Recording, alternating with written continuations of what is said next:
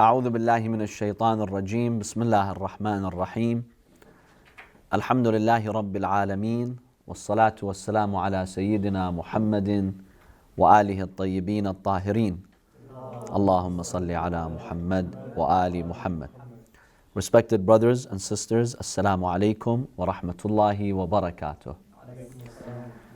We continue our discussion on the laws of transactions in the religion of Islam.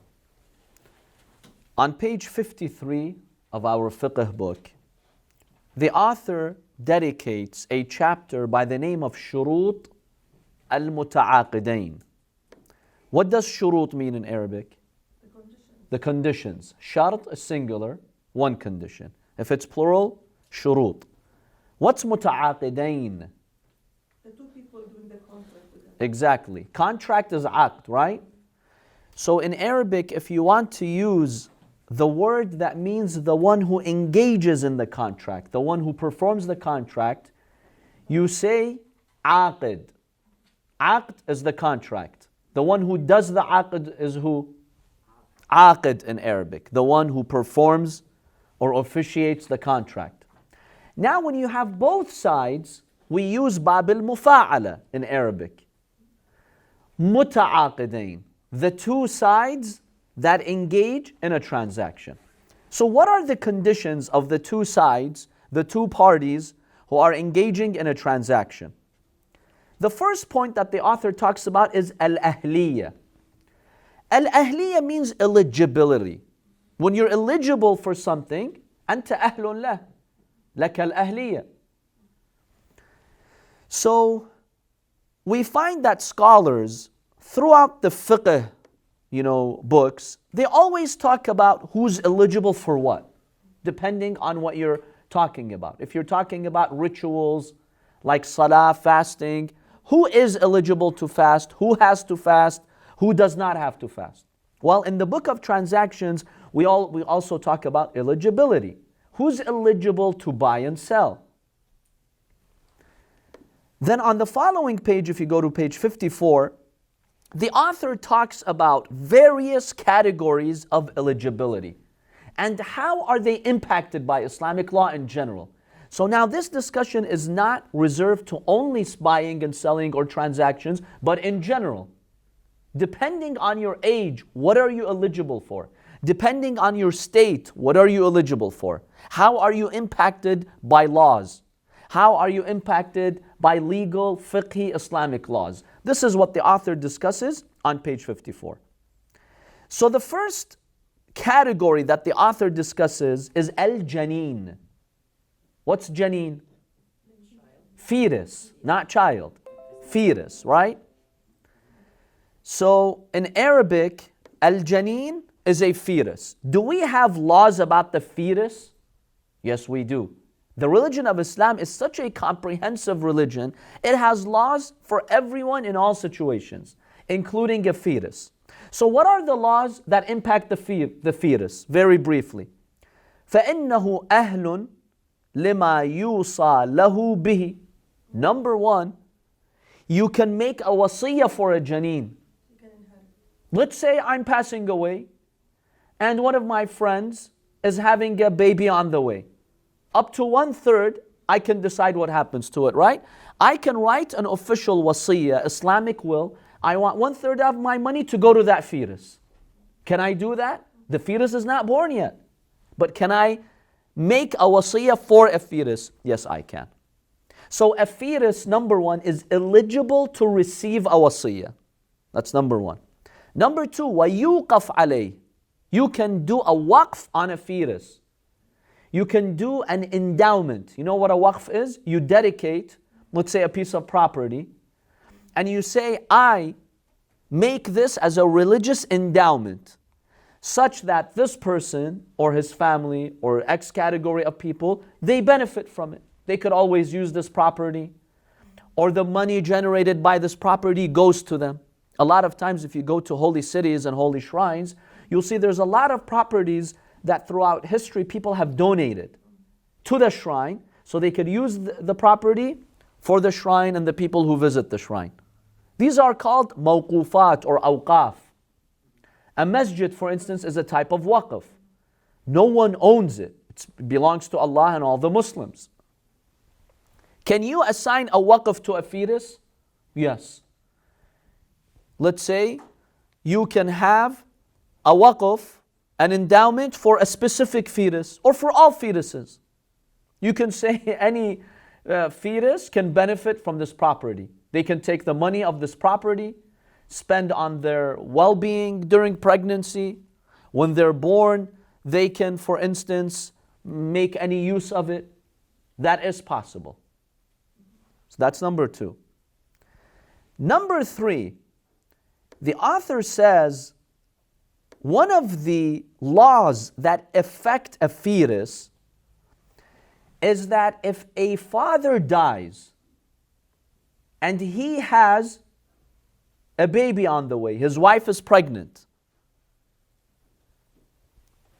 what happens to the inheritance? How do you divide the inheritance? Let's say a father has 3 children, and then one's on the way, he dies, while his wife is still pregnant. What happens to the inheritance? It stays on pause until she give birth, either a boy or a girl. Exactly. You take the share of that fetus, put it on the side, don't give it to anyone, until the fetus is born. Because only a live born fetus can inherit. The fetus in the womb of its mother does not inherit yet. But you have to save that share until the fetus is born. Okay. Now the share of a boy, salamu alaikum, is double, right, in Islamic law. So how much do you put aside? I think you put the double. Yes, you put the maximum amount.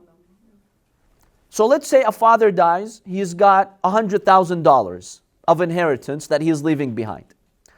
Let's say we put $1,000 aside for that fetus. Let's just say, or $10,000 for that fetus. Now, if it turns out that the fetus is a boy, we give them the whole 10,000. If it turns out to be a girl, what happens? Half the amount. Okay. What if we know today, what if through ultrasound we know the gender? Then we can, no, if we know it's a girl, then we just keep that amount. What if there's a possibility that there are multiple fetuses, meaning they could be twins? You have to set aside the maximum amount possible that is reasonable, and then you act accordingly. If it turns out to be just one, not two, you give back the rest to all other inheritors. So see, the fetus here is impacted by Islamic law. The presence of a fetus in that pregnancy impacts how other members of the family are going to receive inheritance. You don't give them the full share. You have to reduce from their share and count the fetus. So that's another way by which a fetus is impacted by Islamic law. Any question about that? What if the fetus dies before being born? Like a miscarriage happens. Does a miscarriage inherit? No. A miscarriage does not inherit anything, obviously. So if there's a miscarriage, that's it. That money that was set aside is just given back to the other inheritors.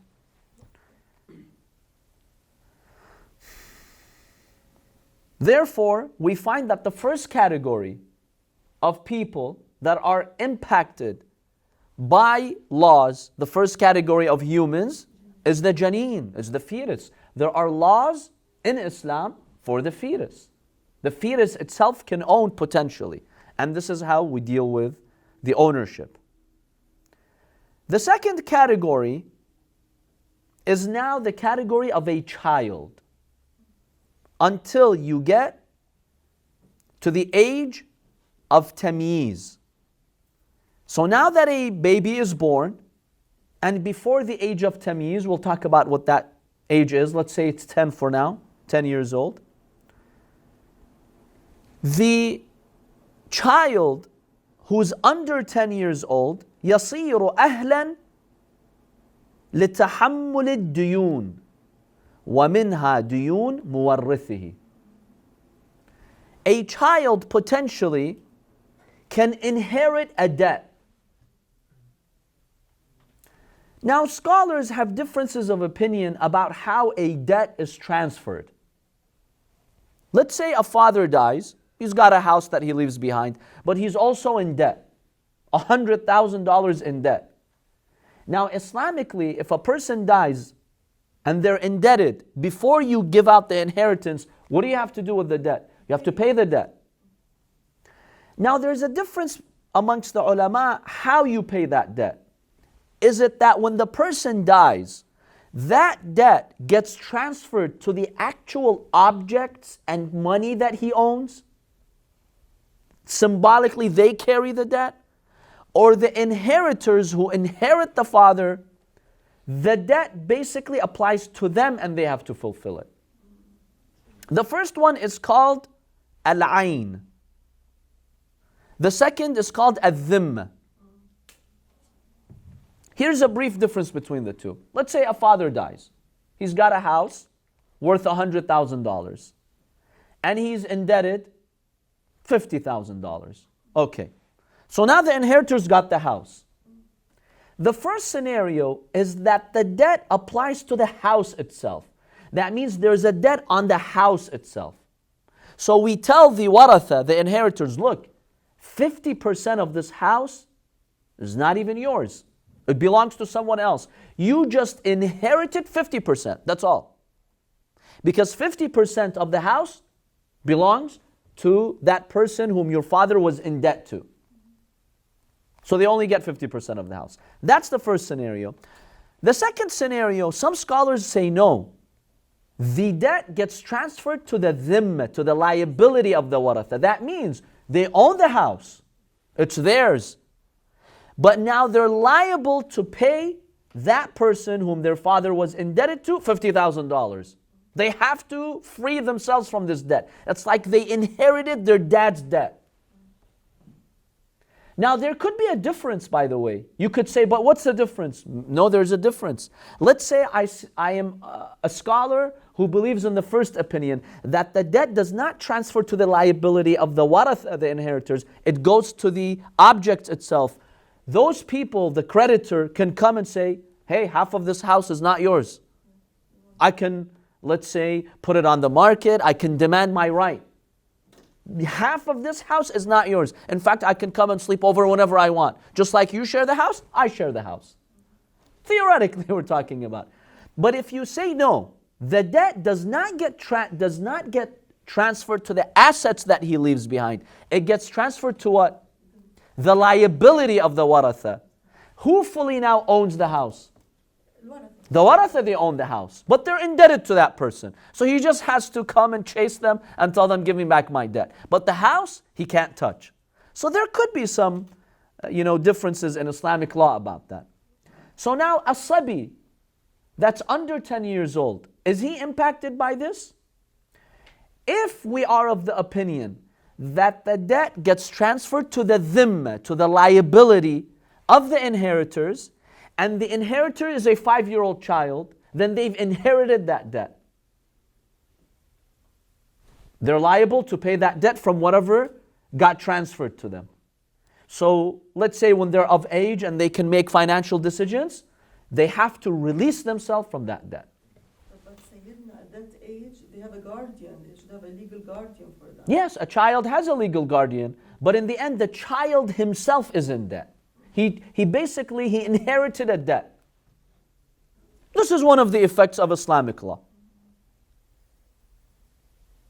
Okay. That's number one. That affects who? Children under 10. What else impacts children under 10 in Islamic law? وَيَضْمَنُ الصَّبِيُّ وَالْمَجْنُونَ مَا يُحْدِثَانِ مِنْ إِتْلَافٍ أَوْ عَيْبٍ فِي مَالِ الْغَيْرِ. If a child destroys someone's property, they throw a rock at somebody's windows and they break it. Most children have done that at some point in their lives. Islamically, who's liable for this damage? The child.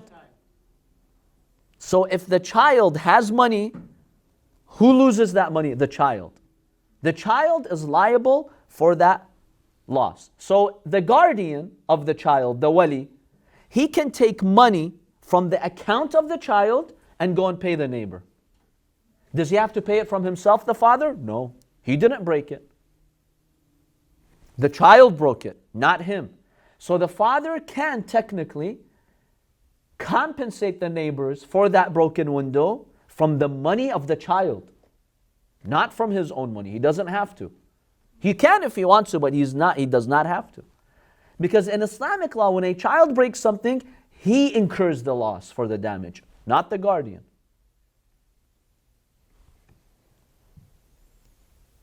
Any questions on that? Yes. So if the child doesn't have money, what does he do? Does he just become in debt? So if the child does not have money, yes, he does become in debt. And so whenever he gets money, that has to be paid. He becomes liable. It's like you're indebted to someone and you need to pay them whenever you're able to. So when in the future, even if it's 10 years later, if the child gets money, the first thing he has to do is go pay that neighbor. Yes. So he basically becomes liable for this damage. Now the guardian can pay it on his behalf, of course. But in Islamic law, he incurs that loss.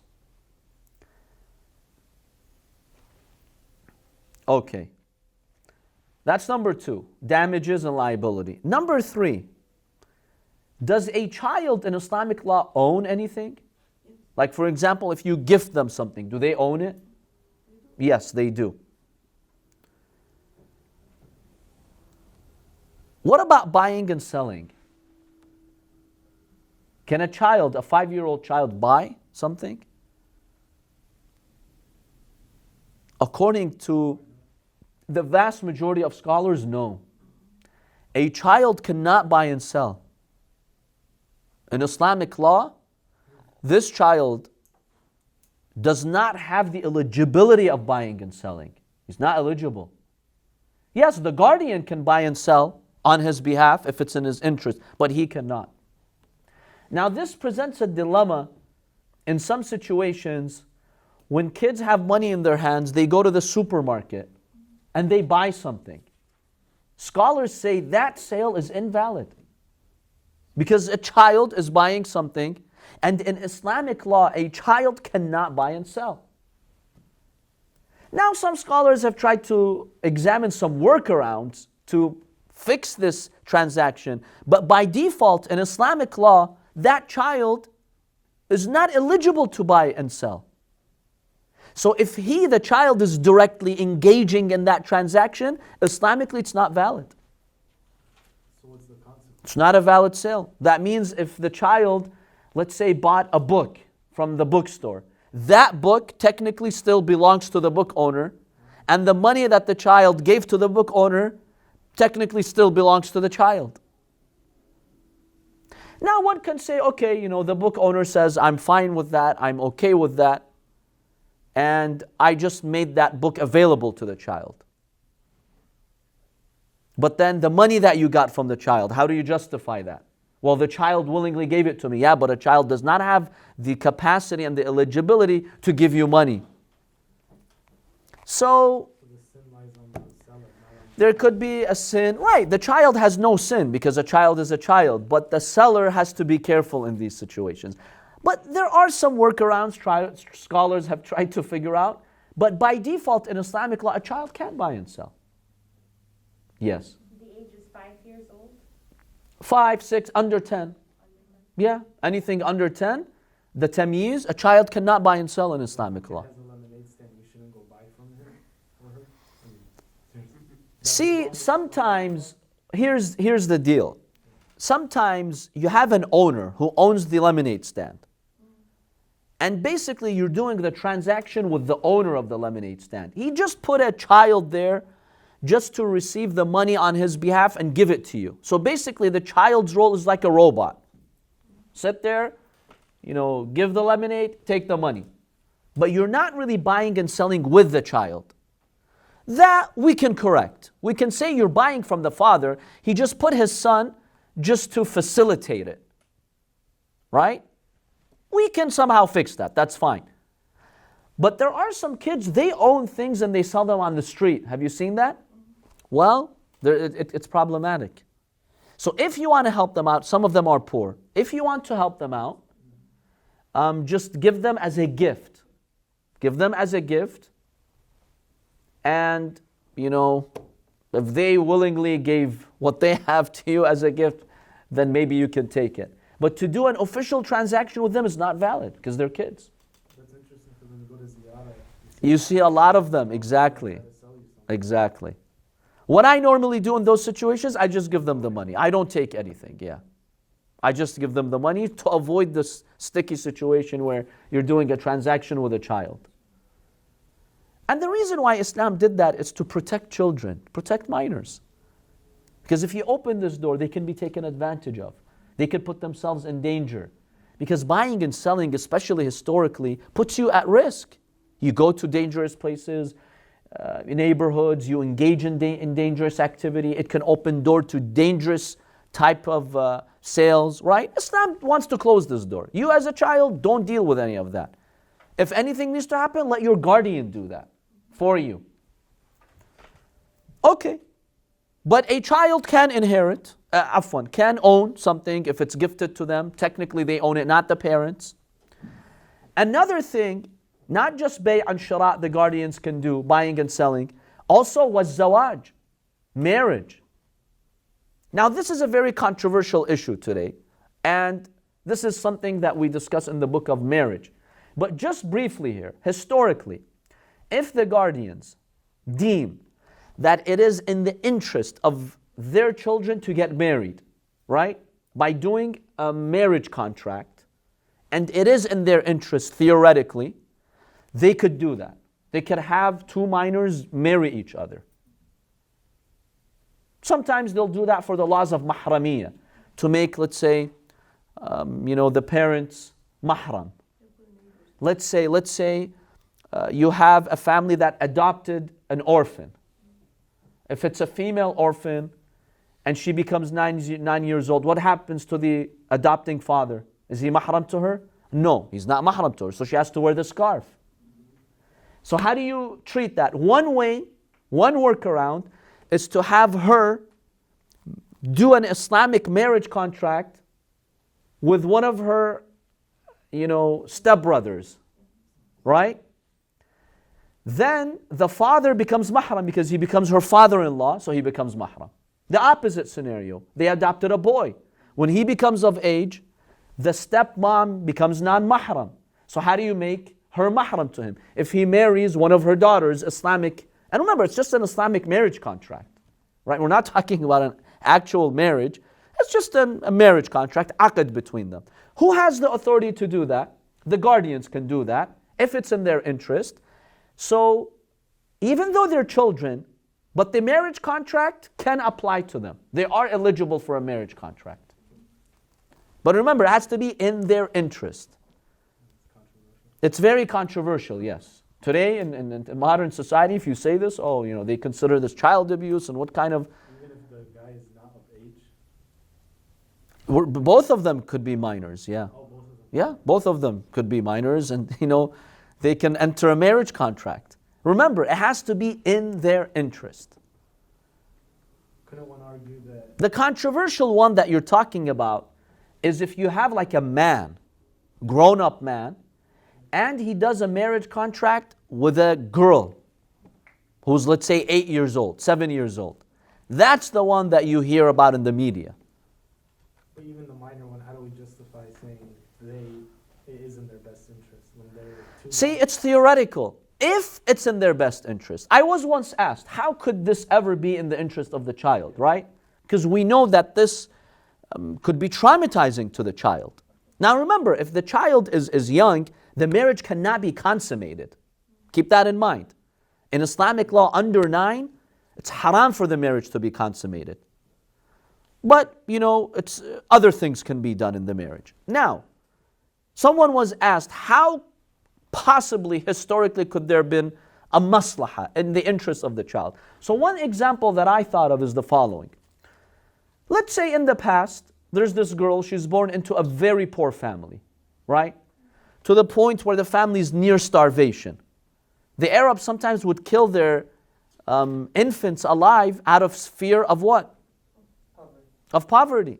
That's why there's a verse in the Holy Quran about that. وَلَا تَقْتُلُوا أَوْلَادَكُمْ خَشْيَةَ إِمْلَاقٍ. Do not kill your kids out of fear of poverty. نَحْنُ نَرْزُقُهُمْ وَإِيَّاكُمْ. We are the ones who give you your sustenance. Some would do that. Now, let's say there's this rich man. He's not a charitable person, but he's just rich. The only way to save your daughter from starvation, right? Or let's say you feel like you're sick, you're about to die as parents, and you don't even know what's going to happen to her. At least you say, okay, there's this rich person, he's got a big family. The only way for my daughter to technically survive in that era, in that society, is to allow that man to marry her.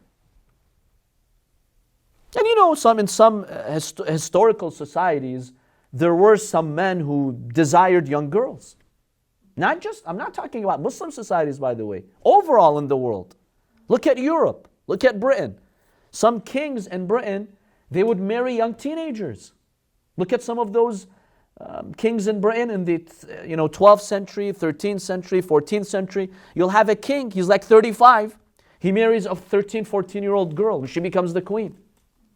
Now in today's standard, this is child molestation, this is X, Y, and Z. But in those societies, this was common. So let's say a father realizes that the only way for me to save my daughter is through this marriage.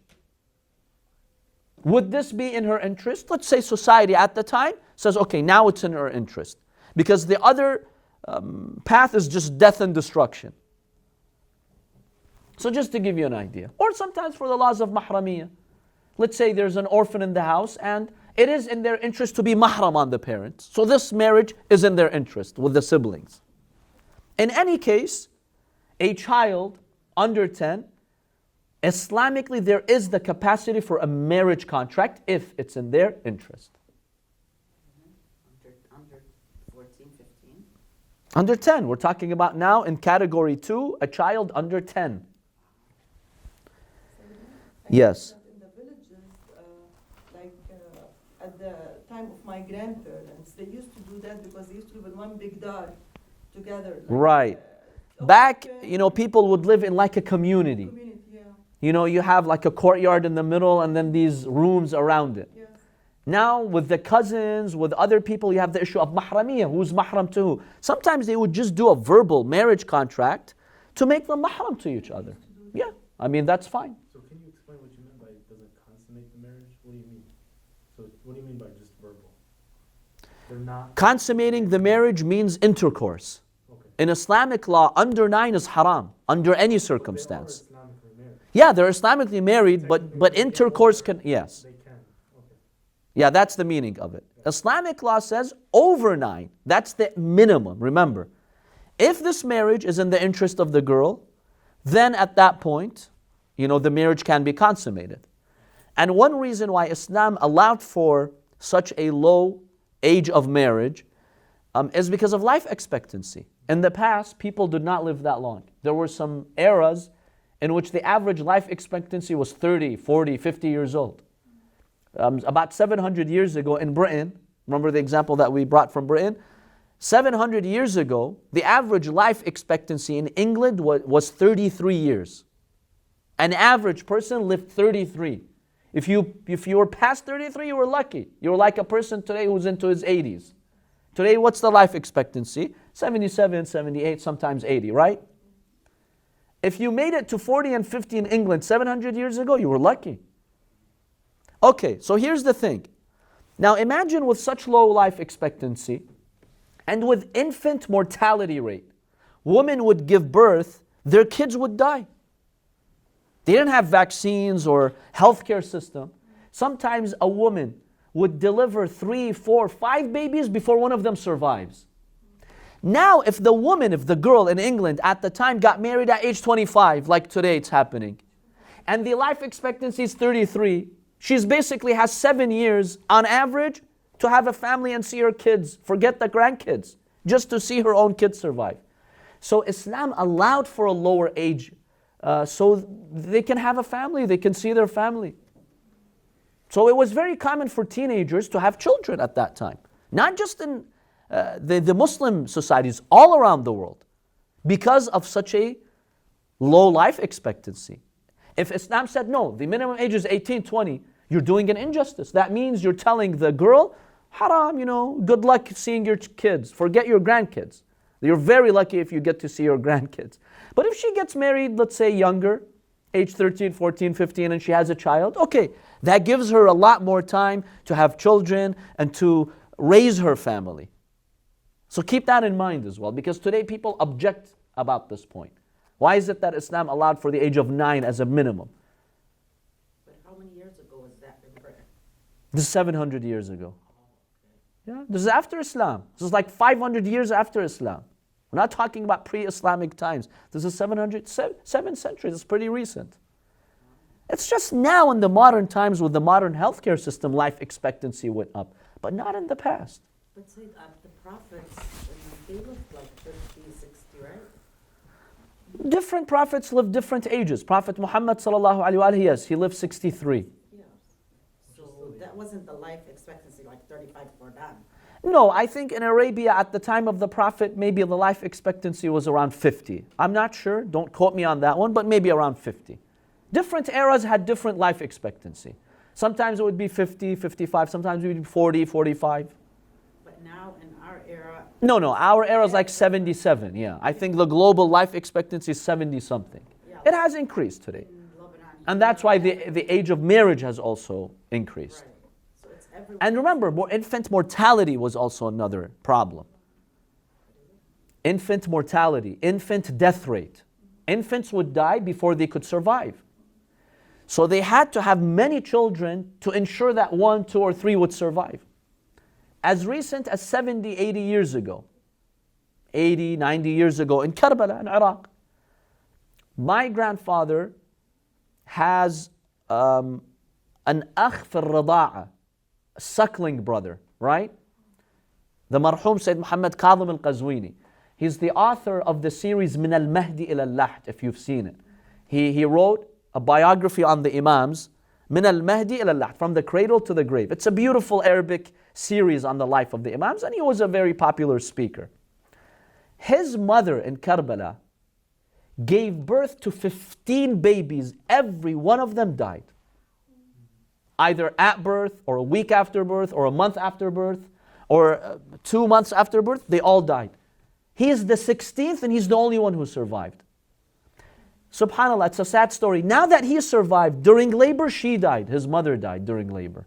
So he grew up as an orphan. So my great-grandmother, my grandmother's father, she breastfed him because his mother died. And back then, there wasn't infant formula milk that you would give them. You needed another lady to nurse you.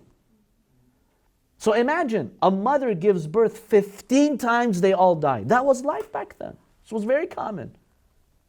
Today, sometimes, we in modern society, we arrogantly sit and we judge those times and the laws, what's this Islam? Habibi, look at the context of those times. Do you even know how people lived? When you attack Islam, why such a young age of marriage? Okay, there are reasons for that. Go and look into that history. You sit today in America in the 20th century, 21st century, and you want to apply your circumstances and your life expectancy and your healthcare system and social system on 14 centuries ago? Forget 14 centuries ago. On a century ago, the whole universe, the world was different just a century ago. So it's very important to keep that in mind. But Islamically, a child has the capacity to have their guardian do a marriage contract for them. So in that third category, that's in the second category, that's what the author talks about. Say my grandfather, my dad's father, he had 18 kids. I think 6 of them died. No, 10 of them. MashaAllah. And there was only 6 or 8 left. Subhanallah. Yeah, they did have a lot of kids left. Now we can't even have 3, more than 3, 4. Yeah, I know. And we're complaining. And we complain. No one can have more. People in the past really struggled. Yeah. You know, our struggles today, not to underestimate anyone's struggle, but compare it to the past, it was really difficult. Life was difficult back then from every aspect. How did they have so many kids if it was so difficult? They didn't have TVs, right? No iPads, no TVs. And you wonder how the kids, basically kept themselves busy. And they'd live in small rooms. Sometimes the whole house was one room. together and Yeah. live together. But subhanAllah, they had good memories from the old times. So this is one aspect here. And another aspect we talked about, a child under 10 can own something. Now here's one point for parents. This is important. Sometimes people gift your kids toys, or you buy them toys from their money or from your money and you gift them. Now when the toy, after like 6 months, you're decluttering the room, you find these extra toys. They're still functional, but you want to get rid of them to make, let's say, room or whatever. You don't want to have too many things in the closet or in the bucket that has the toys. So what parents do is they just discard them. They throw them away. Can you do that? You don't own the toy. Who owns it? The child. So you're unjustly taking someone else's property and you're destroying it. That's haram. So how do you work around that?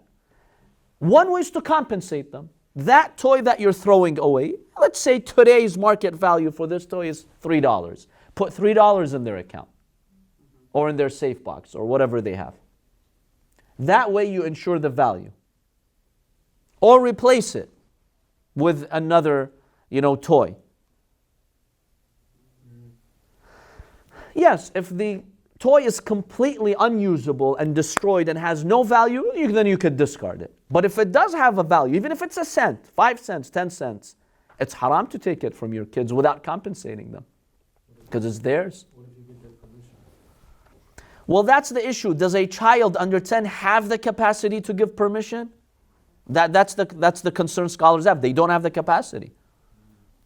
Because they can't make decisions financially. They're not allowed to make financial decisions. Remember we said they can't buy, they can't sell, they can't gift. So financially, there's a block on them. So even if they give you permission, does that permission have value? No, not legally. Because what does a child know? You could fool them easily into giving permission.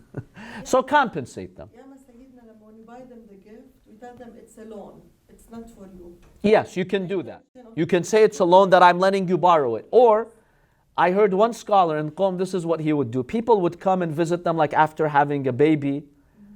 Like a baby shower, you get all these gifts. So basically when people would visit and they would give as a gift, whether it's money, whether it's toys, he would say to them, look, that money that you're giving, give it to me, not the child. Because if you give it to the child, I'll have this OCD later.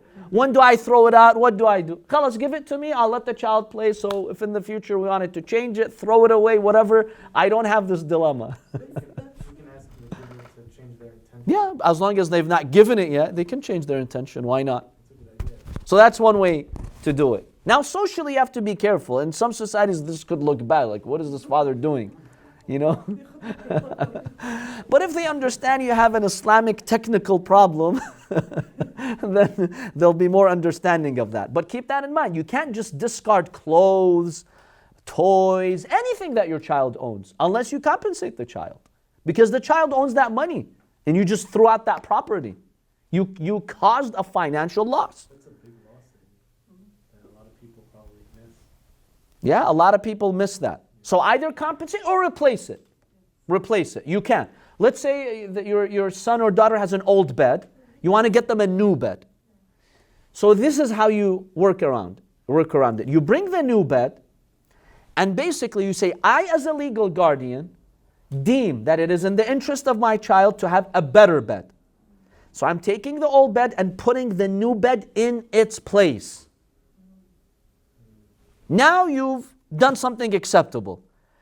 But if you just throw out the old bed and then just get a new one, what happened to the old one? You basically threw out someone else's property. You don't have that right. Yes? How do you keep track of all this? Is it just with intentions, or do you write the stuff down?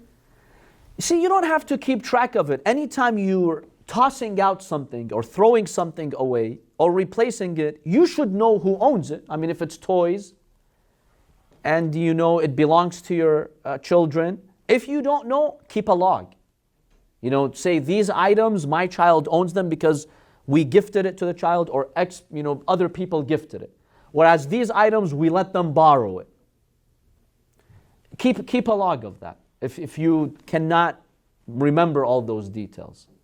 Or you know that everything my child has is theirs, because when people give them a gift, technically they're giving it to them, not us. And whenever I buy something to my kids, I never make the niyyah of letting them borrow it. I always give it to them. So you know that anything that is for your child at home, they own it. That way you know. But it's a good idea to let them borrow. That way you have full ownership of it. So you don't have these issues. Another example we mentioned, if you remember, in last year when we were discussing al-amr bil-ma'ruf wa-nahy an al-munkar, we talked about iPads, laptops, phones, and monitoring them. Remember, that was an issue that some scholars have. If you monitor that laptop or that iPad, and you go into it and put a program, let's say, that tracks what they're doing, if they own it, you're playing with their property without their permission. A number of scholars have a problem with that. So we gave a suggestion: when you give a laptop to your child, don't give it to them as a gift so they own it. Let them borrow it. So you always own the laptop, and whenever you own it, you could do whatever you want with it. You don't need anyone's permission. You want to put a software on it, track it, whatever you want to do, you have that right. But what do you tell your child, you're borrowing this, or you just in your heart? Yeah, tell them I bought this, and you can use it whenever you want. Well, you don't even have to tell them. You do not have to tell them what your intention is. You can say, here, I bought a laptop, you can use it. Use a word like that. That is not that clear. Provide as a gift for their birthdays, let's say. Yeah, you can be creative and say, here, I got this on your birthday so you can use it. And a child is not going to sit there and technically dissect what you're saying. But between you and Allah, you've let him borrow it. So tomorrow, if you want to confiscate it, some parents take away something for like 10 days. If it's not your property, a number of scholars have a problem with that. How are you taking his property or her property and keeping it away from them for like a month? But if you own it, you can. Even if they're over 10? Or you're talking about... No, we're talking about kids right now. Remember, category 2 is kids under 10. Okay. We're only looking at this category now. We're not looking at kids over that. There's another law that applies to them. We'll get to it. Okay, but let's say they have a lot of clothes and they're still good, but like other people can use them. You bought him new clothes. Can you tell him I'm giving them to like a charity like Zaman? Under 10, a child doesn't have the capacity to donate. Remember. Yeah, but it's not yours. That's like going into your neighbor's house. Hey, I'm donating your stuff to a charity. But didn't we buy it for Yeah, but you gave it to them. So it became theirs Islamically. Let's say you gave a couch, a set of sofas to your neighbor as a gift. 2 years later, you go, hey, I'm donating it to the charity. You can't do that. It's theirs now. Right. What you can do is compensate, meaning get all those clothes, the used clothes that you want to donate. Estimate what's the market value of these clothes today. Let's say all of the clothes, $100. Give it to the charity and then put $100 in your son's or daughter's account. That way, you've not violated their ownership. Just do that. But just to give it away like that without compensating the child, you're using someone else's property. That's haram. That's a sin. On the day of judgment, that child can hold you responsible. You used my property without my permission. It wasn't yours. Allah can hold you accountable for that. So don't put yourself in that situation. And to evade this problem, just compensate. That's fine. What if you already did that? What do you do now? Right now, compensate them. So you're liable. ذمتك مشغولة. So now you're liable if you've done that in the past. Estimate all those years, the toys I gave away, the clothes, the furniture, whatever it is, that my kids under 10, they owned. Then I estimate that, let's say at $500, I put now $500 in their account. When the child becomes baligh, mature, they can give it back to you if they'd like. You can tell them, put pressure on them. Baba, I put $500 in your account, but I didn't do anything wrong. I just donated some, things that you've used. If you'd like to give it back to me now, you can. So once they're baligh, they can give it back to you, but you're liable for it. Or they forgive you. That's my point, yeah. Or they forgive you for it. Let's say you haven't paid them during those years. Now your kids are baligh. So you go to them and tell them, look, when you were kids, I did X, Y, and Z, and maybe $500 worth of things that I'm liable for. So do you want me to give it to you, or you just release me from it? If the child says, no, I release you from it, khalas, we don't have an issue. That's actually a good work. That's a workaround, right? Yes. If we can go back to the buying and selling point. So back in the Middle East, like some people when they gather, for example, in their grandparents' house, instead of making the children go and buy things from the store in the neighborhood, they like the grandmother, for example, has her own like candies and stuff and sells them to her grandchildren. Would that be like a violation? She sells that candy to the grandchildren, and she's consulted their guardians, the parents, meaning she did the transaction with the parents. Yeah, like some The parents approved, and the child is coming just to get the candy. That's fine, yes. Remember, when we said buying and selling not allowed for kids, it means if they're independently making the transaction. But if the parents, the guardians, they've done the transaction, and they just tell their son, okay, go claim your candy now, that's fine. We don't have a problem with that. The guardian can buy and sell on behalf of the children. It's just the children independently and directly they cannot buy and sell. So the example you gave, if it's not with the knowledge of the guardians and they're not involved, yeah, that's not legal, what she's doing, Islamically. But if the parents are involved or there's an understanding that the parents know she's doing that, they've approved, yeah, no problem. In the end, we need the guardian's involvement in all of these stages. So this is the second category. Let's now look at the third category. What was the first category of eligibility? Janeen, fetus. Second category, a child under tamyiz, 10. Okay. Number 3 is a child who's not baligh yet. However, he's mumayyaz or mumayyaz. Yeah, mumayyaz, tamyiz. In Islamic law, we've talked about who the mumayyaz is. Basically, it's a child who has a level of maturity to know right from wrong. Right? They can decipher that. They're called mumayyaz. On average, they're about 10 years old. 9, 10, depending. Some kids maybe at even age 8, they could have that maturity. So now that the child becomes mumayyaz, you have, let's say, a boy, he's not baligh yet, he's only 9, 10. What new laws apply to him? Number 1, many scholars say now he can give sadaqah. You can tell the child, give sadaqah fi sabilillah. Put $1 in the sadaqah box every day from your own money. And you're training the child to do that from his own money. And many scholars say you can do that because now the child is mumayyiz. He is not baligh yet to be fully in control of his assets and money, but he does have that sense of maturity to donate. So that's one new law that applies to the mumayyiz. Any question on the sadaqah and the mumayyiz? Okay. The second law is to issue a wasiyah in matters of charity. A child at 10 can actually write an Islamic will that if I die, I want 1/3 of whatever I own to go to the mosque, to go to the orphanage. They can do that. You're allowed to do that. Under 10, you're not allowed. A child at age 5, he can't do any wasiyah. It's not a valid will. But when he becomes a mumayyaz, it's possible.